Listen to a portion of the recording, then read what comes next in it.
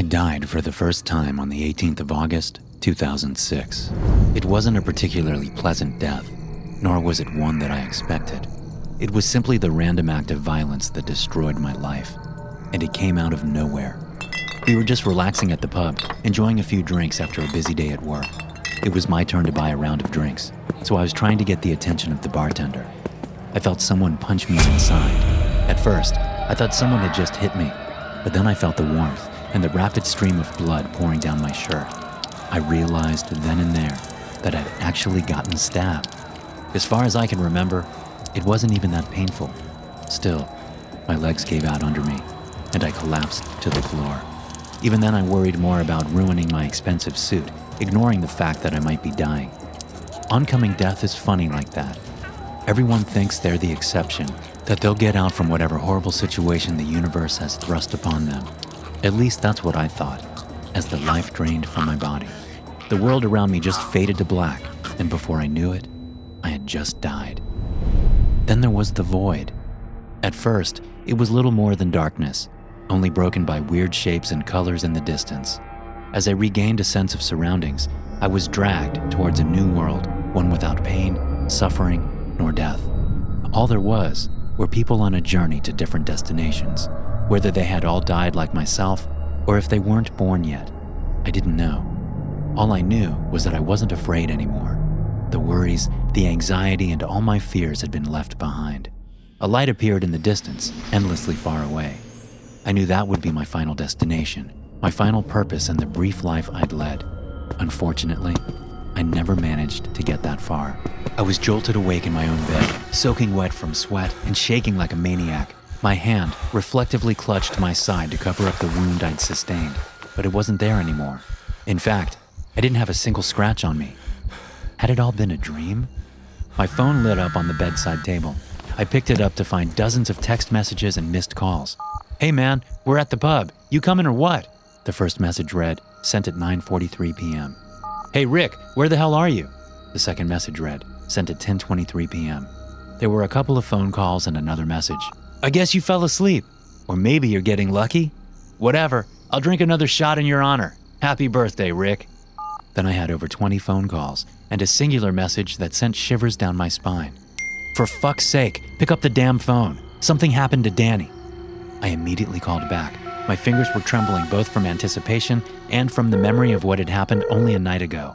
Even if my death had been little more than a nightmare, I knew for sure that I'd met up with my friends at the pub. The phone rang 3 times, then Jake picked up. "Rick, is that you? Where the hell are you?" Jake asked with a panicked, tired voice. I don't know what happened. I guess I fell asleep?" I half asked, half stated. "Danny got stabbed last night," Jake said without listening to my explanation. "Stabbed? How?" "I don't know. Some nutjob just walked up to him and stabbed him in the side." I almost dropped my phone in shock. Danny had been attacked just like myself, in exactly the same place. 1,000 thoughts rushed through my mind, but worry quickly became my main concern. "Is he all right?" "He's still in surgery. They're only letting his wife know about..." "Wait, here she comes."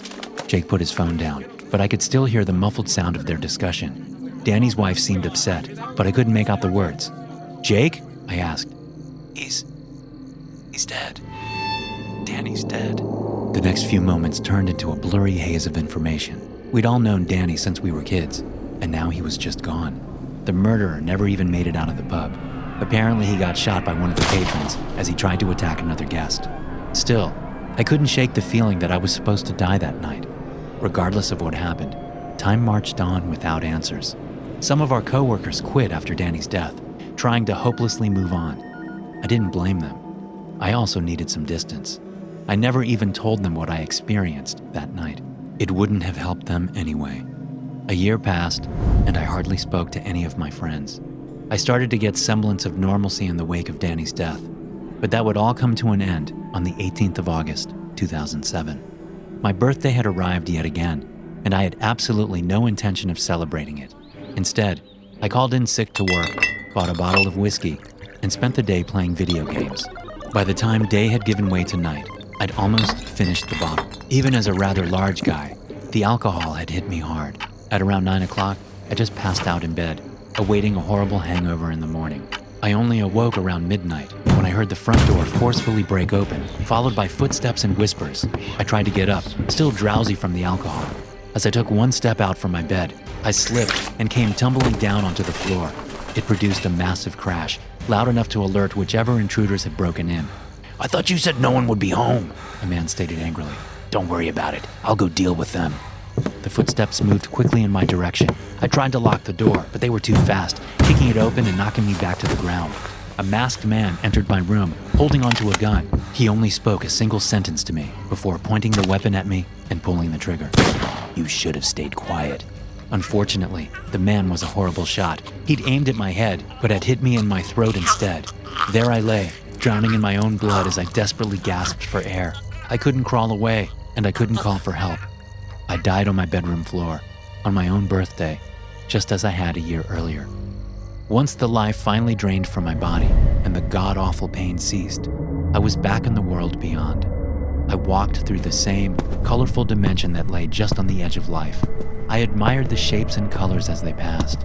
In the distance, I saw a tree with branches stretching endlessly far from its trunk.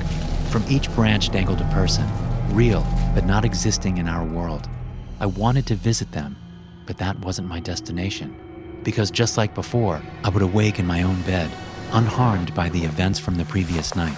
My phone buzzed, and I was filled with unfathomable dread. I still couldn't quite believe it, but I started to understand that someone would take my place in death. "Hello?" "Rick, it's your dad. Your mother, she's passed away last night." A lump formed in my throat. I knew what was coming next, but I had to ask. "How? What happened?" "The police say it was a burglary gone wrong. I don't know. I was working late. I should have been there." The discussion trailed off from there. My dad was distraught and could barely form coherent sentences. He blamed himself for not being there, but I knew the truth. It was my fault. During the next 2 months, he fell into deep depression. I couldn't blame him. He just lost the love of his life. I moved in with him, just to help him pick up the pieces. He put on a strong face, trying his best to keep the ship afloat, but I could tell how close he was to just breaking down. "If only I'd been there." "It wasn't your fault, Dad. Had you been there, you might be gone too." "You don't know that." But I did know, because the burglars weren't ever supposed to visit my parents' house. They were supposed to kill me. I had to come clean. I had to let them know the truth. But how could I? Half a year passed, and the secret ate at me. After everything that had happened, I still didn't know how to explain it. Still, I decided it was time to share my curse. "Dad, can we talk?" "Yeah, what's going on?" he asked with a worried expression on his face. He knew me well, and he could tell a heavy burden was weighing me down. I started by telling him about my first death, down to the smallest detail. Of course, it matched everything that people had witnessed in the pub that night, even the location of the stab wound. I told him Danny had taken my place in death and that I felt guilty. Naturally, he was skeptical at first, but then I told him about my mother.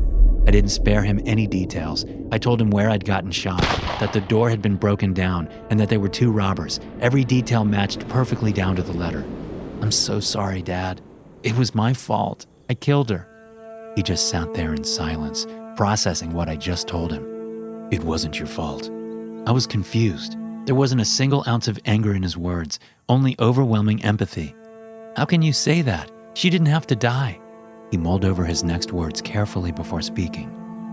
"You didn't do anything wrong, Rick. You just went about your life, and these things happened to you. I don't know why you've been brought back, or even how, but you're not to blame for what is done to you." "So you believe me?" I asked. He nodded and embraced me in a hug. Suddenly, I wasn't alone in the world anymore. Someone knew what was happening to me. "What if it happens again?" "Then we'll go through it together." He stood by these words, even as my next birthday rolled around. The death was more tame. I just slipped in the shower and broke my neck. The last thought that went through my mind as I left the world for a 3rd time was, how fucking cliche. Once again, I awoke in my bed. I called out for my dad, making sure he was still alive, horrified that he might have taken my place. I couldn't even breathe until he came rushing to my side, asking what had happened. "I broke my neck, but I'm fine, I think." It took a while before I figured out who had taken my place that time. But once I heard that my boss had died, something broke inside me. He was the kindest man I'd ever met. And just like myself, He'd slipped and broken his neck.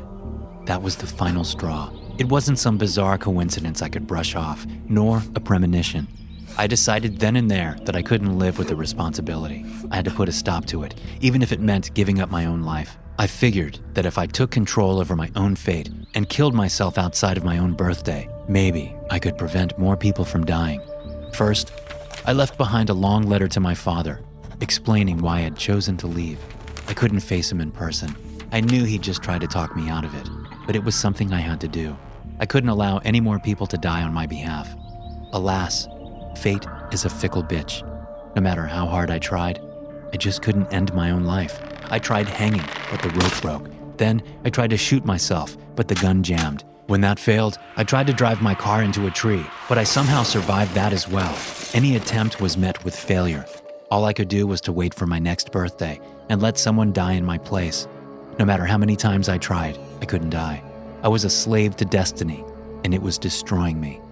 In 2009, I was hit by a drunk driver, and my girlfriend took my place. In 2010, I drowned, and my kind neighbor had to go through that death. In 2011, I died from a brain aneurysm, which ended up killing my aunt, and so on and so on. Each year I'd die, and a person close to me would take my place. I kept trying to find a way out, but fate wouldn't have it. Years went by, and on the 18th of August, 2019, I would die for the 14th time. I'd already fallen sick a week earlier, much to the doctor's confusion. According to each and every laboratory test, I was fine, yet I kept getting sicker. My father and I both knew my time was near, but we also knew I'd be forcefully brought back. Then, at midnight on my birthday, my heart just gave out. I was jolted awake in my own bed, and the sickness was little more than a distant memory. "Dad?" I called out. No response. I got out of bed and called his name again. I was met with silence. I didn't have to call out a third time. I already knew what had happened. I carefully walked into his room, horrified at what I knew would come. He was dead, just gone from a heart attack. He'd taken my place, and I could do nothing to save him. The funeral came and went in a blur. The only noticeable thing was the missing seats from the people who had passed before him. Some of them had lived their own lives and died as nature intended, but a number of them were supposed to live on. Instead, they'd just taken my place in death. I inherited a number of things from my father. Among them, I found a letter addressed to me. It looked rather worn, so I could tell he'd written it a long time ago. Dear Richard, today is your birthday, and it has officially been a year since your mother passed. While I miss her greatly, I'm thankful to still have you around. I know that if she was given the choice, she would want you to live. I feel the same way. We both know that I might one day take your place in death. Never doubt that I would happily give my life if it means that you may live. You didn't choose this curse, so never blame yourself. Just do what every person is supposed to. Appreciate the people around you, because you never know which day might be their last. I love you, Dad. Since I read that letter, I've been looking for a way out. My father might want me to stay behind, but how can I live on, knowing that I'm taking someone's place? I've long since left town, living by myself in a cabin somewhere away from people.